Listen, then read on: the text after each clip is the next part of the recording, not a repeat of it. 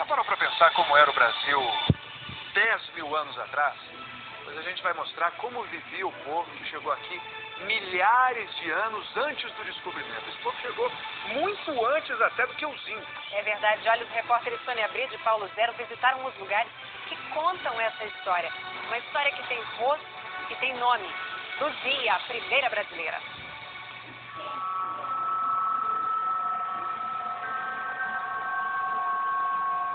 Cavernas.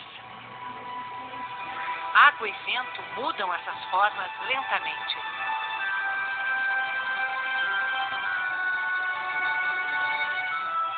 Trazem a terra que cobre e preserva milhares de anos de uma história aos poucos descoberta. A chegada ao continente americano da espécie que conquistou o planeta, o Homo sapiens. Como a humanidade chegou até aqui, a milhares de quilômetros de onde a espécie surgiu na África? Caminhando, sem rumo definido. Seguia animais de caça, buscava frutas, raízes, fugia da seca ou do frio. E como não tinha cidades e nem lavouras, uma vez que avançava, também não tinha motivos para voltar para trás. Assim chegou até a América do Sul, a última fronteira da humanidade na incrível jornada da vida.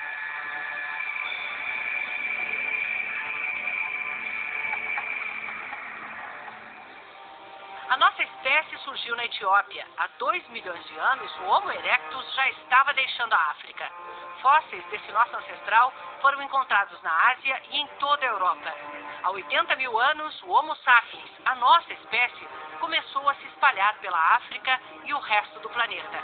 Foram muitas levas de migrações. Ele ocupou a Ásia, chegou à Austrália e Polinésia. Na última era do gelo, Ásia e América ainda eram ligadas por terra.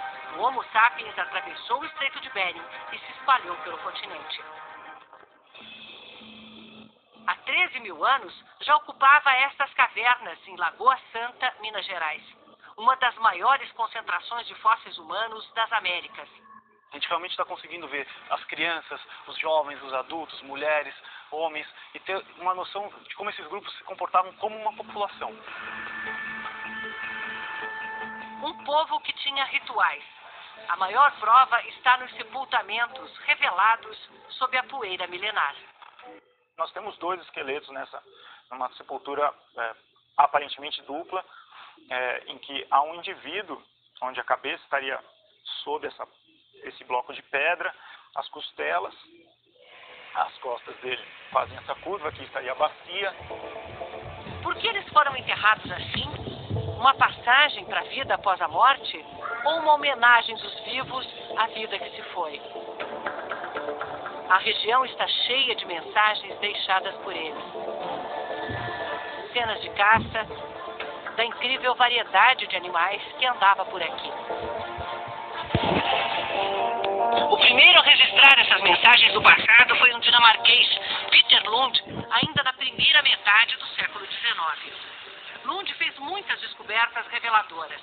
A principal neste lugar, o Sumidouro, onde na época da seca o riacho some para dentro de uma caverna subterrânea e na estação das chuvas transborda formando um lago. Aqui, Peter Lund encontrou fósseis humanos junto com os de animais da chamada megafauna, bichos imensos que foram extintos há 10 mil anos, como a preguiça gigante, o tigre dente de sabre e o xenorrinotério, um parente do cavalo com nariz estranho. Um século e meio depois, nos anos 70, o professor André Proust era um jovem pesquisador da missão francesa que veio estudar a região. Quando nós estávamos escavando na parte de cima, ou seja, menos de 7.000 anos, nós encontramos várias pinturas enterradas. Foi o primeiro caso, acho que na América Latina, em todo caso no Brasil, que permitiu a gente ter uma comprovação de que pinturas, aquelas que a gente chama de rupestres, tinha vários milênios de existência. Foram anos seguidos de pesquisa até juntar as provas de vida humana aqui há mais de 10 mil anos. Nessa fenda, eles encontraram ossos humanos espalhados. Primeiro, partes do corpo. No ano seguinte, o crânio. Ainda foi preciso um tempo para eles entenderem que pertenciam todos ao mesmo indivíduo. uma mulher que morreu ou foi enterrada aqui há 13 mil anos. Essa mulher ficou conhecida como Luzia, a primeira brasileira. Só 20 anos depois, Luzia ganhou fama. O pesquisador Walter Neves, da USP, estudou o fóssil. Ela faz parte da primeira população humana que entrou no continente americano. Analisando o formato do crânio, as cavidades dos olhos, os dentes, Walter viu que Luzia era negroide, muito parecida com os aborígenes australianos e muito diferente dos índios que a gente conhece. Nós propusemos, então, no final dos anos 80, de que a América teria sido ocupada por duas populações distintas. Segundo essa teoria, a população mais antiga, o povo de Luzia, teria atravessado o Estreito de Bering há 14 mil anos. E pelo Alasca foi descendo até chegar ao Brasil. Há 11 mil anos veio outra leva, a dos ancestrais dos índios atuais. A reconstrução artística deu um rosto para os primeiros brasileiros. Esses são os traços de Luzia. Não sabemos que cor ela tinha ou qual o tipo de cabelo, mas podemos, com a ajuda da computação gráfica, imaginar.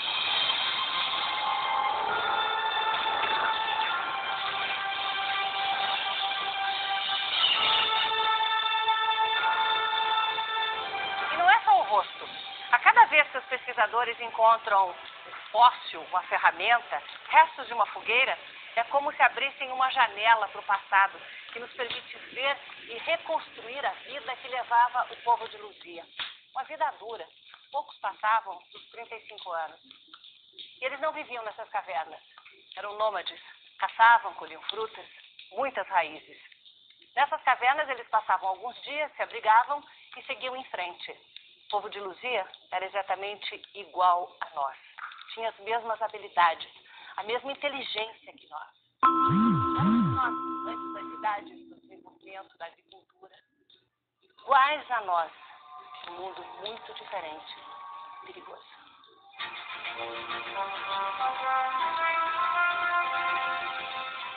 O mundo da megafauna. Tigres dente de sabre. Preguiças gigantes. Como é que iam chegar com a sarabatana, um arquinho igual aos que meu filho brinca, diante de um mastodonte? Diante de uma preguiça gigante que tinha pelo menos 70 centímetros de garra. Era o primeiro astronauta brasileiro, só papo que ia receber entrava na órbita.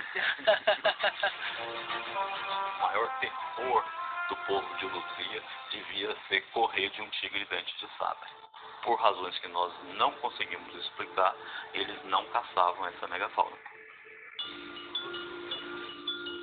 Mas entre as 70 mil peças do Museu de Ciências Naturais de Belo Horizonte, o professor Cartelli tem provas de que eles não desperdiçavam a carne se encontrassem o bicho morto, um osso de preguiça gigante. Este osso equivale aqui. Este osso. Esse aqui. Aqui houve nitidamente um trabalho de arrancar aqui esses cortes.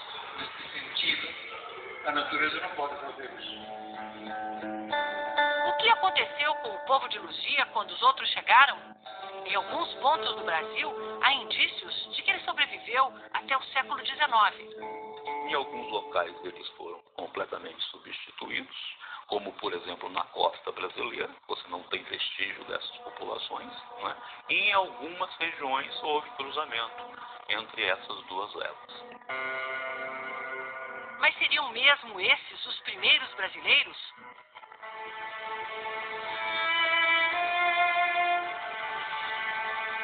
Serra da Capivara, Piauí. Região arqueológica declarada pela Unesco Patrimônio da Humanidade.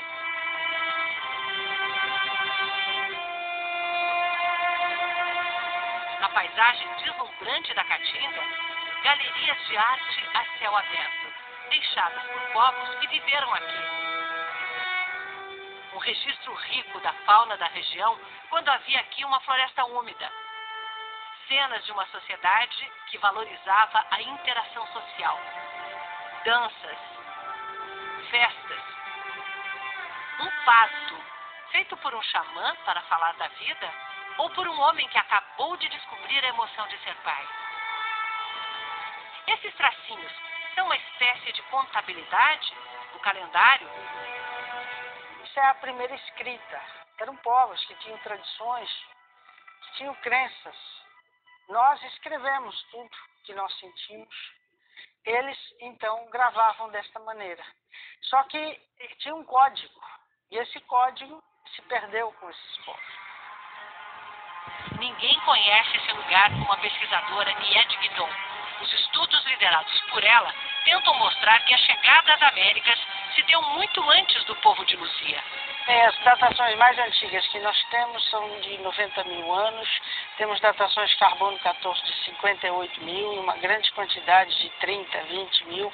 Tudo indica que vieram da África.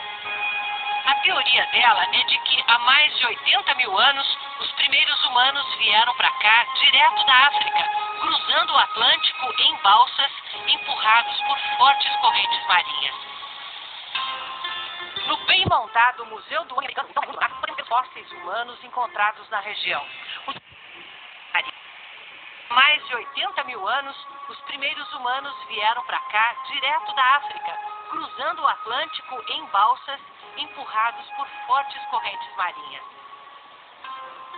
No bem montado Museu do Homem Americano, em São Raimundo Nonato, podemos ver os fósseis humanos encontrados na região. Os esqueletos são mais recentes do que o povo de Luzia. Mas as provas de que o homem estava aqui há mais de 80 mil anos são essas ferramentas de pedra lascada. A datação foi feita com base em carvão encontrado junto com elas. Mas parte da comunidade científica acha que essas pedras não foram moldadas por humanos. Eu era ferrenho opositor das pesquisas da Nied lá na Serra da Capivara, mas há alguns anos ela me convidou para visitá-la e eu analisei essas ferramentas. Eu saí dessa visita, digamos que 99% convencido de que ela está correta. O elo perdido, que vai revelar quando de fato os primeiros brasileiros chegaram, está enterrado em algum ponto do Brasil, esperando para vir à luz. Se você estudar as populações humanas no Velho Mundo até 10 mil anos atrás, todas tinham cara de africanos.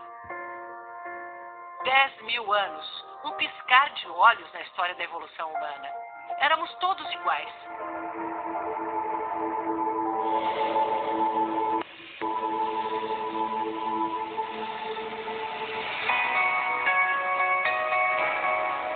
Foi o ambiente onde os humanos se estabeleceram que mudou traços, cores, criou a diversidade humana, mas não mudou a espécie.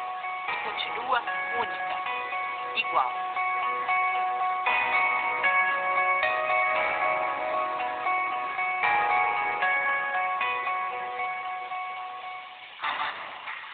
Domingo que vem, gigantes e milenares, as árvores que batem o tempo, o maior e mais velho ser vivo do planeta.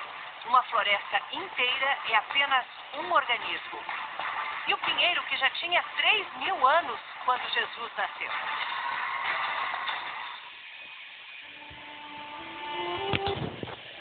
Então, galera, esse foi o nosso React de hoje. Muito obrigado por tudo.